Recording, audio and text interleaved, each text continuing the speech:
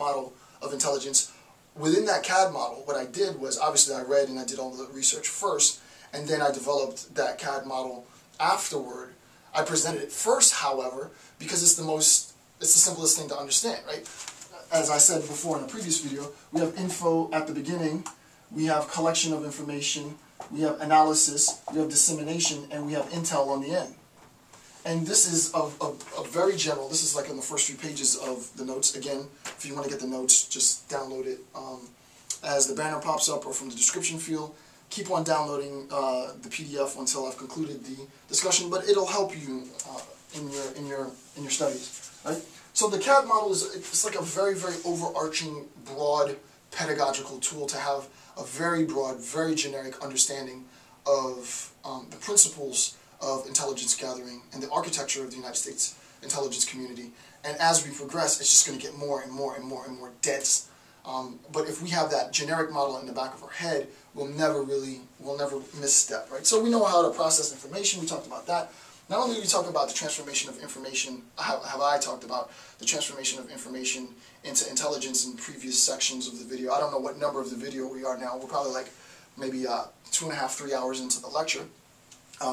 Maybe in the first hour and a half of the lecture, I discussed it.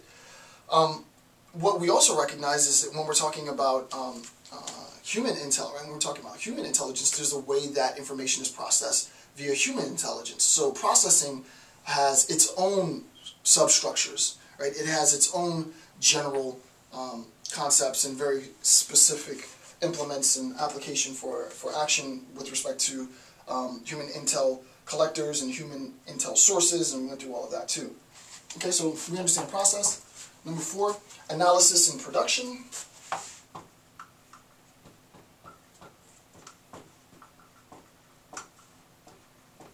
And again, I talked about analysis and production. We looked at the intelligence product.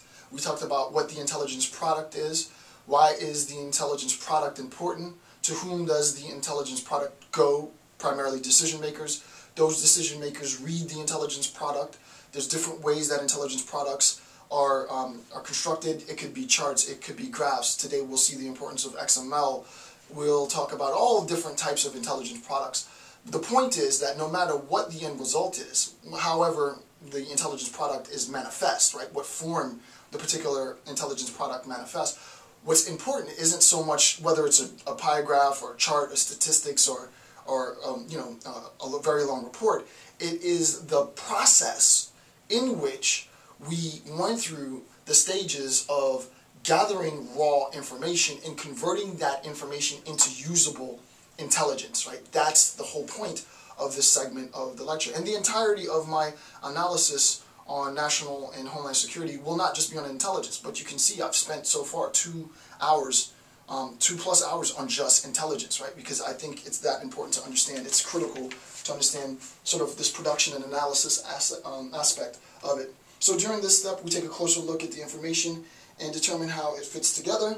And today we'll see more of the fitting together of the intelligence while concentrating on answering original tasks, right? What's the point of this?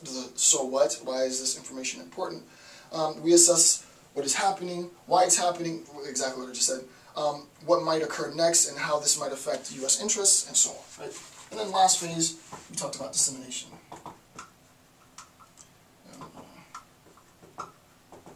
The dissemination of information.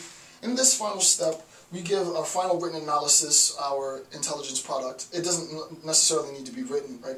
Our final written analysis to policymakers, the same policymakers who started this cycle, planning and directing, hey, this is what we need, more information on this. Here's where we identified sort of gaps in our knowledge. We know that we know this, but we know that we don't know this. The stuff that we don't know, we want to know. So let's convert the things that we don't know into things that we do know. How do you do that? Through the transformation of information into intelligence and so on, right? So this is the official sort of bureaucratic version, right? My CAD version was a very generic version to get us started. I think it's a great conceptual tool because it pulls you in slowly.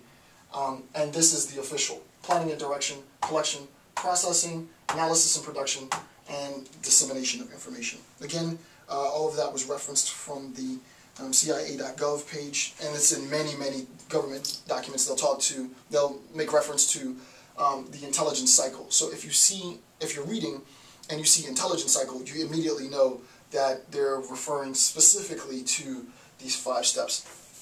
The image that I got was taken from that page, so I've referenced the image because that's not my original image. I borrowed that image and referenced where I got the image from.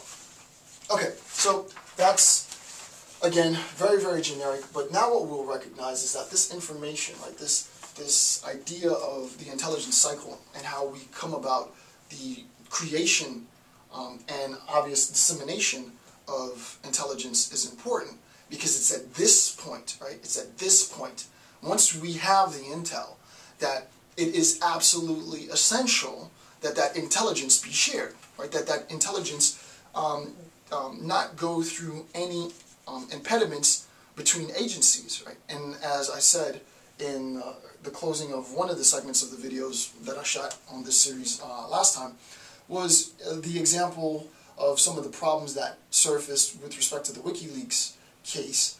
No matter what side that you take, from a national intelligence, from a national security, from a homeland security affair basis, was it was cataclysmic, right? It was horrible, because that information is introduced to the public, but it's introduced to the public in a very biased manner, right? Whether it's right or wrong is not my argument here. I'm not here to take a side. I'm not a pundit. The point is that the information wasn't just given to the public.